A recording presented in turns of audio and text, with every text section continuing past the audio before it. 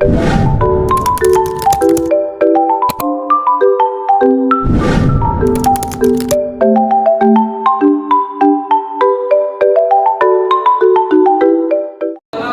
warahmatullahi wabarakatuh. Waalaikumsalam warahmatullahi wabarakatuh.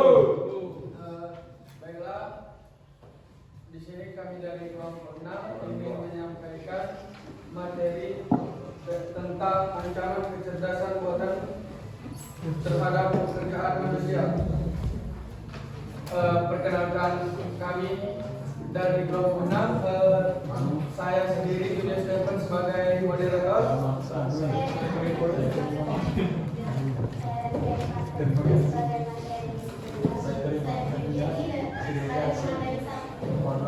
Baiklah, di sini sudah dijelaskan awal tadi materi kami dan subtema materi kami mengaruh kecerdasan buatan terhadap pekerjaan penerjemah.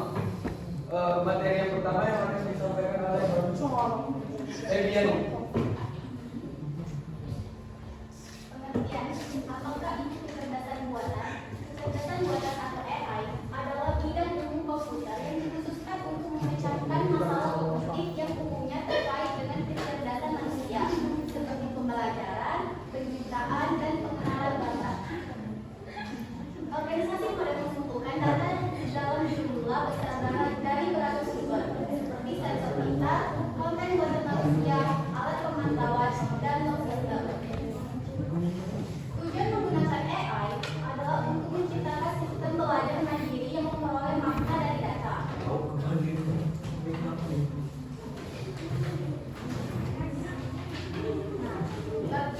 Bagaimana teknologi kecerdasan buatan berkembang? Dalam makalah penting Aristoteles dari tahun 1950, Computing Machinery and Intelligence, ia mempertimbangkan apakah mesin bisa berpikir. Dalam makalah ini, Turing pertama kali menciptakan istilah kecerdasan buatan dan menyanyikan sebagai konsep teoritis dan filosofis. Antara 1957 dan 1974, perkembangan dalam komputasi kemungkinan komputer untuk menyimpan lebih banyak data dan proses lebih cepat. Selama periode ini, para ilmuwan mengembangkan lebih lanjut algoritma machine learning atau ML. Kemajuan di bidang ini mendorong bidang seperti Defense Advanced Research Project (DARPA) atau DARPA. Untuk menyediakan dana bagi penelitian AI, pada awalnya tujuan utama dari penelitian ini adalah untuk menemukan apakah komputer dapat menyalin dan menerjemahkan bahasa lisan.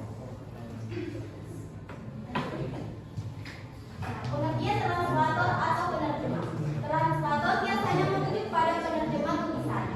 Profesi ini bertugas menerjemahkan berbagai macam buku karya sastra, dokumen bisnis, materi akademik, maupun film dari bahasa sumber ke bahasa sasaran. Misalnya, menerjemahkan percakapan dalam film berbahasa Inggris ke bahasa Indonesia.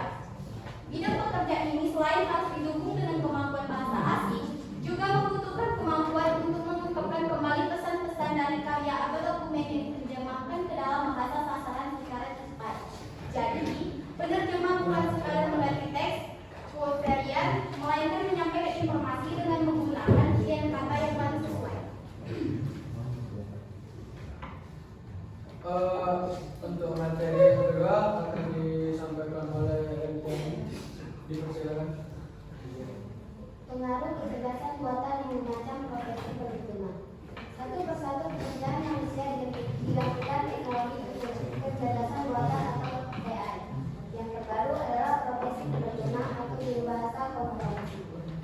Profesi itu tampaknya akan menjadi bagian dari 300 juta pekerjaan di dunia yang menurut prediksi Goldman Sachs Research bakal digulung otomatisasi berbasis AI.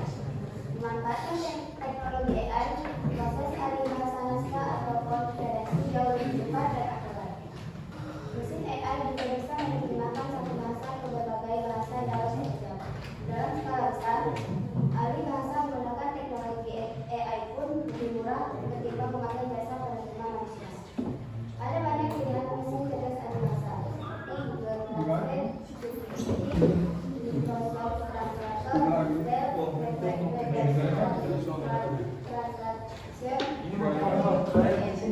Kehadiran berbagai aplikasi tersebut menuntut jalan adanya kemampuan penggunaan bahasa asing di negara berkembang seperti Indonesia. Cukup dengan satu cara berseluler misalnya, kita bisa memahami banyak bahasa asing di dunia. Kaum difabel juga mulai menikmati teknologi AI. Misalnya, para penyebar tunai ini bisa memanfaatkan alat tersebut yang mengubah sistem berdasar lokal. Dengan alat tersebut, mereka dapat memahami kalimat dari lawan bicara tanpa melakukan ribuan teknik.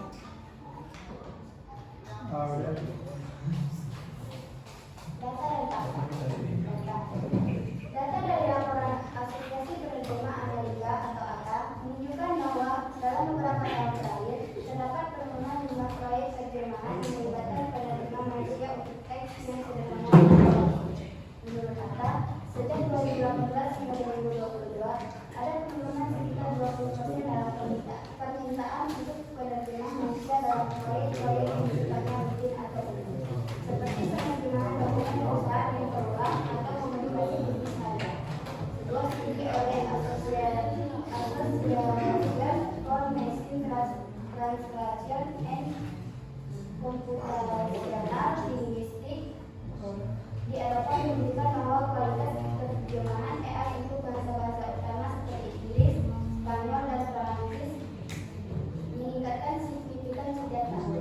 Namun, studi yang sama mencatat bahwa terjemahan AI masih mengalami kendala dalam menerjemahkan bahasa-bahasa yang memiliki struktur gramatikal atau bahasa budaya yang lebih kompleks, seperti bahasa Jepang atau Arab.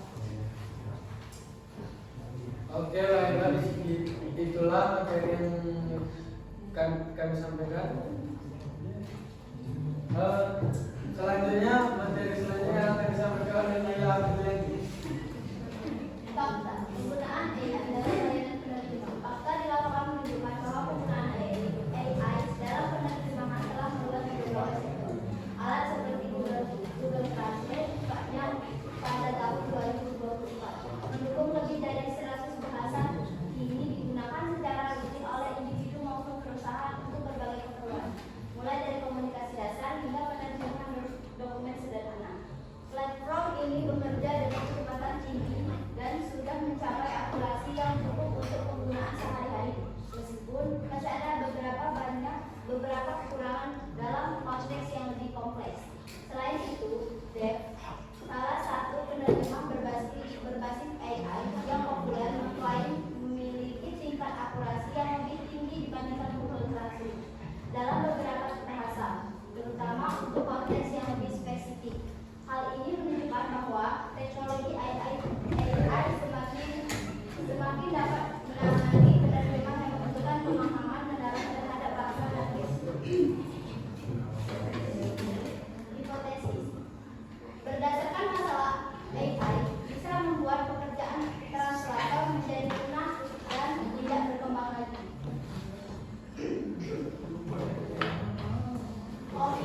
Kecerdasan buatan terhadap profesi penerjemah memang mengancam pekerjaan translator dengan kecanggihan teknologi sekarang, tapi tidak sepenuhnya bisa digantikan karena AI hanya dapat menerjemahkan kata-kata atau kalimat, tidak dengan pengumpulan makna saja. Itulah materi yang belum kita sampaikan. Mungkin kelompok lain atau ada audiens ingin bertanya, dipersilakan berdiri.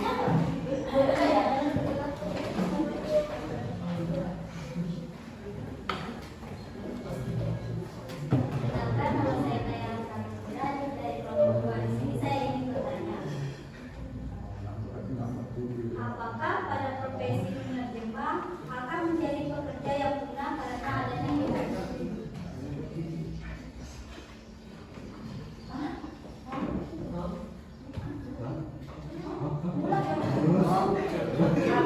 Apakah pada profesi penerjemah akan menjadi pekerja yang punah karena adanya AI?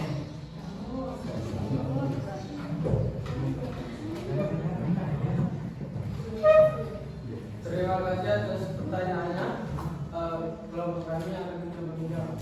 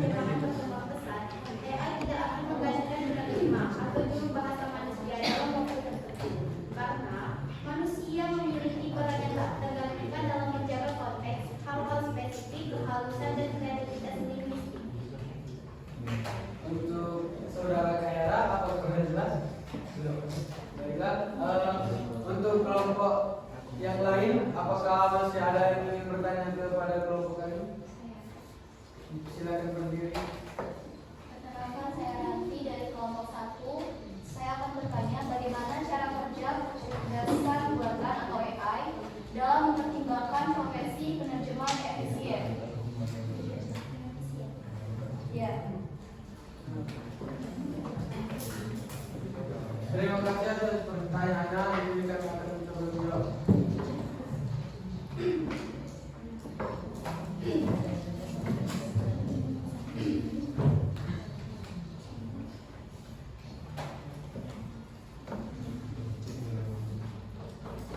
Baiklah, di sini kami akan menjawab pertanyaan dari kelompok 1 yang akan disampaikan oleh Rendian. Baiklah, saya akan menjawab pertanyaan dari kelompok 1, yaitu pertanyaan dari Rani. Pertanyaannya, bagaimana cara kerja AI dalam mempertimbangkan profesi penerjemahan yang efisien? Dalam kecerdasan buatan atau AI, ada banyak pilihan mesin cerdas ahli bahasa, seperti Google Translate, ChatGPT, Microsoft Translator, Dell, atau Reverse Translation. Kehadiran berbagai aplikasi tersebut menutup celah rendahnya kemampuan penggunaan bahasa asing di negara berkembang seperti Indonesia. Cukup dengan satu telepon seluler di tangan, kita bisa memahami banyak bahasa asing di dunia. Baiklah, untuk kelompok 1, apakah sudah jelas? Jelas. Terima kasih. Apakah ada yang ingin bertanya lagi? Ya. Terima kasih. Mungkin dari kelompok kami ada yang ingin memberikan saran dan kritik? Tidak. Baiklah, di sini saya akan menyimpulkan materi presentasi yang kami sampaikan.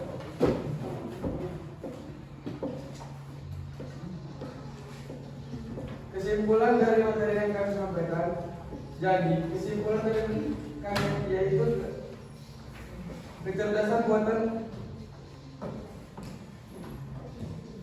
dikhususkan untuk memecahkan masalah kognitif atau masalah baru dengan cara langka yang dilakukan manusia dan juga pengaruh AI terhadap penerjemahan translator yang menunjukkan bahwa penggunaan AI dalam penerjemahan telah meluas di berbagai sektor dan dalam masalah linguistik yang menjadi masalah utama yang menunjukkan perhatian penuh pada pekerjaan penerjemahan. Mungkin itu saja presentasi yang kelompok kami dapat sampaikan. Kami akhiri. Wassalamualaikum.